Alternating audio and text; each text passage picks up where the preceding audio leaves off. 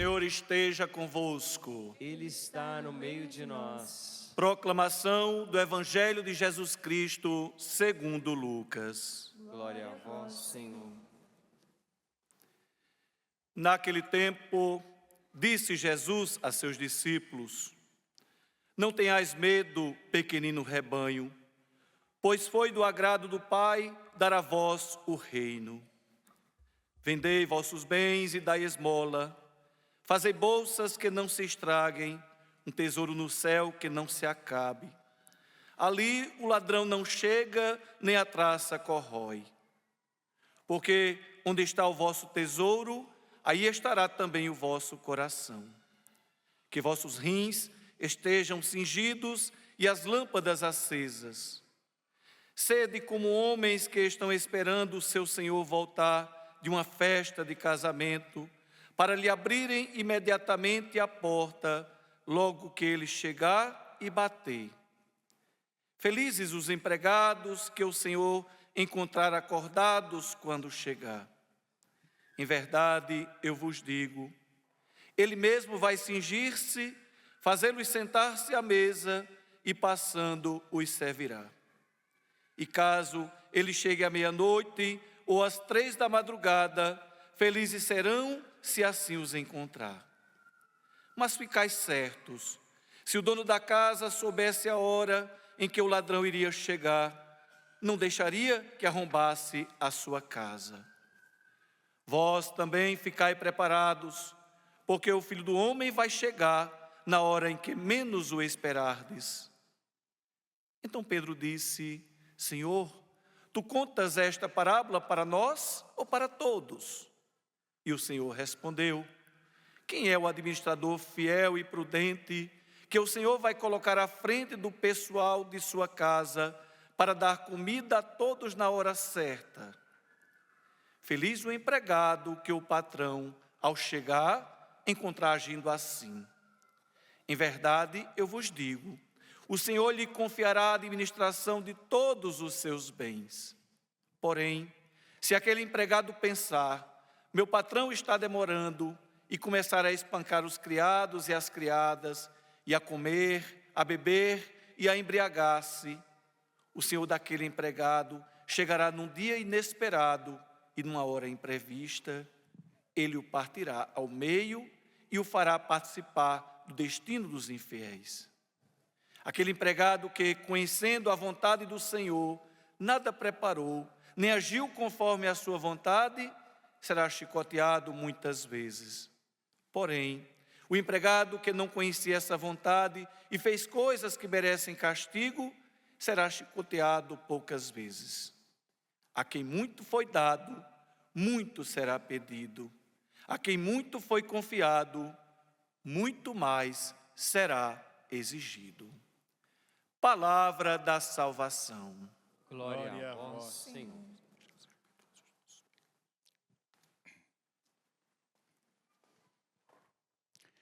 Mais uma vez agradeço a oportunidade de estar aqui na Canção Nova, aqui no Santuário do Pai das Divinas Misericórdias. E também você que está acompanhando essa Eucaristia pelos meios de comunicação aqui da Canção Nova, sintam-se todos acolhidos. Estamos todos dentro do coração de Deus nesse momento. E você que está fazendo hoje memória, né? Seja o pai que está aqui também, do pai que já está na glória, né? No céu. Também, ao mesmo tempo que falamos dos nossos sentimentos, mas ao mesmo tempo é tempo de fazer memória. Né? Tempo de fazer memória.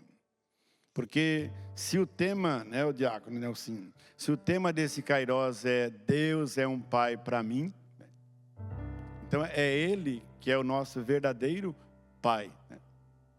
Joãozinho Bosco, o nosso patrono também do Padre Jonas, né? O Joãozinho Bosco, ele perdeu o pai dele com 2 anos. E no que ele perdeu o pai dele, um dia ele encontrou com um padre chamado Calosso, em que ele ia caminhando assim, e o padre falou assim: onde vai, menino, com tanta pressa? E ele falou assim: estou indo para minha casa, já está escurecendo. E como é que chama seu pai? E ele disse: eu não tenho mais pai. A minha mãe está me esperando, mas eu não tenho mais pai. Ele morreu quando eu tinha 2 anos. E esse padre, então, falou para o Joãozinho Bosco, o nosso santo Dom Bosco. Fique sabendo, Joãozinho, menino, que nós temos um pai que nunca nos abandona. Um pai que está no céu e que está aqui no nosso meio. Então, viver essa experiência é também a gente refletir, da gente não transformar a imagem do Pai como um Deus para mim, né? O que significa isso? É aquela imagem de Pai que eu acho que Ele nunca iria me abandonar, né? Ou Ele nunca iria me deixar. O meu pai, meu pai Pedro, viveu 90 anos. 90 anos. Minha mãe, Maria, 84. Mas ele criou os 8 filhos. 8 filhos. Primeiramente na lavoura de café, até aquele cafezal daquelas coisas bonitas, todo ano a colheita. Depois criou a gente levando para a cidade, ali na região de Americana. Trabalhou de servente de pedreiro, encaminhou os filhos. Cada um escolheu o seu caminho. Eu escolhi a dimensão religiosa, salesiana, de padre. E aí chegou um momento em que ele concluiu a missão dele.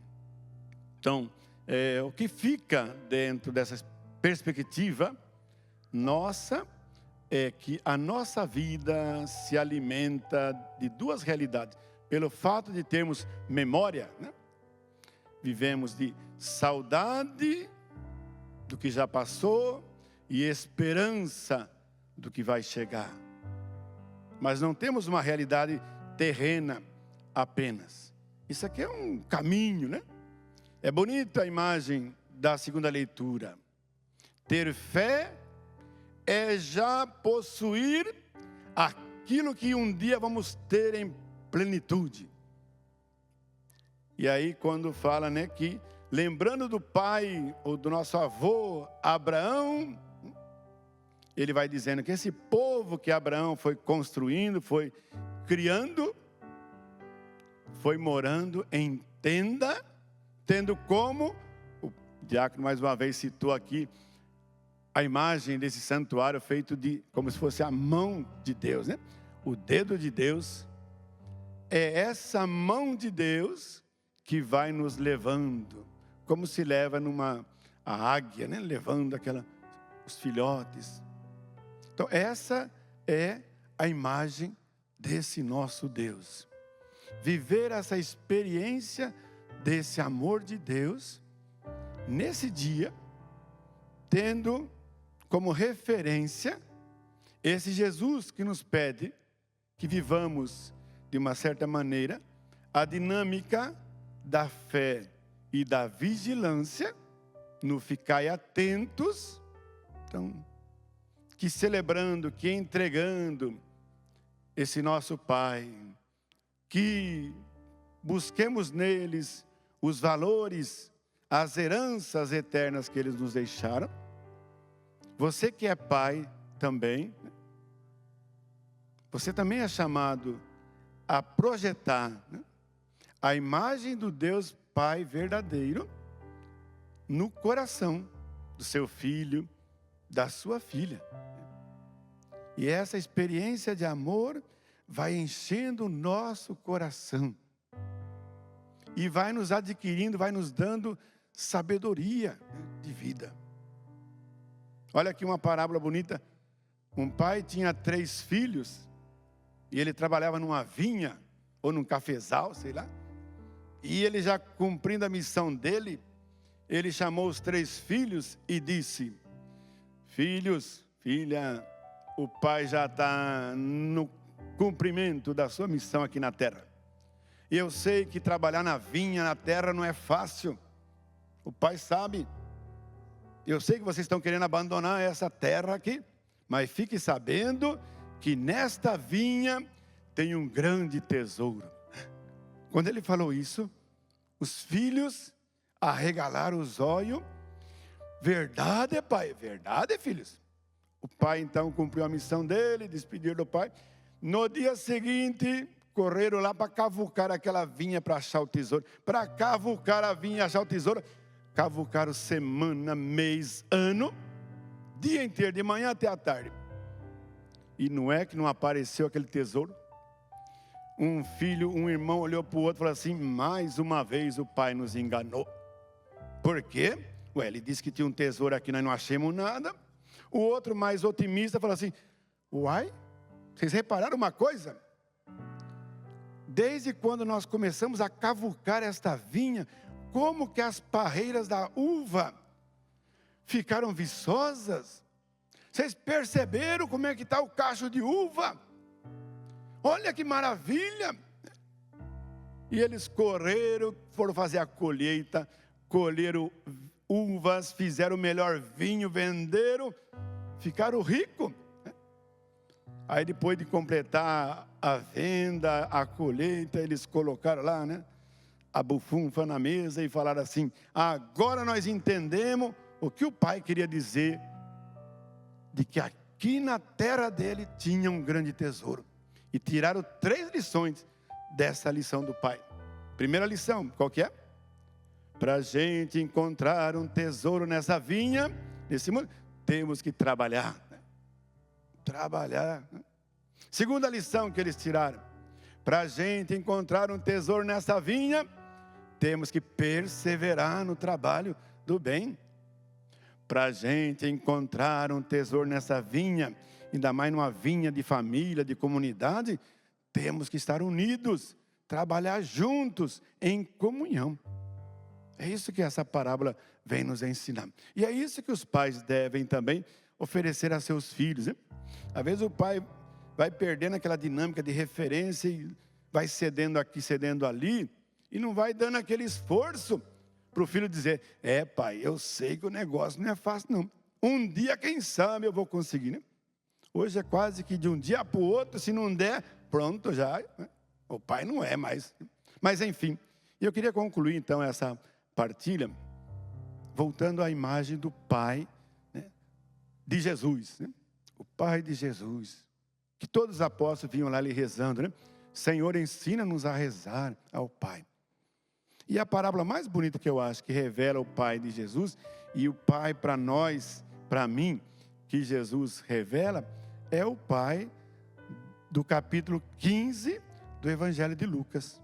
O pai misericórdia, que aqui está bem retratado, nesse mosaico aqui do santuário, E esse quadro, essa cena, mostra um pai que deixa livremente seu filho escolher o caminho, mas não deixa de considerá-lo sempre filho.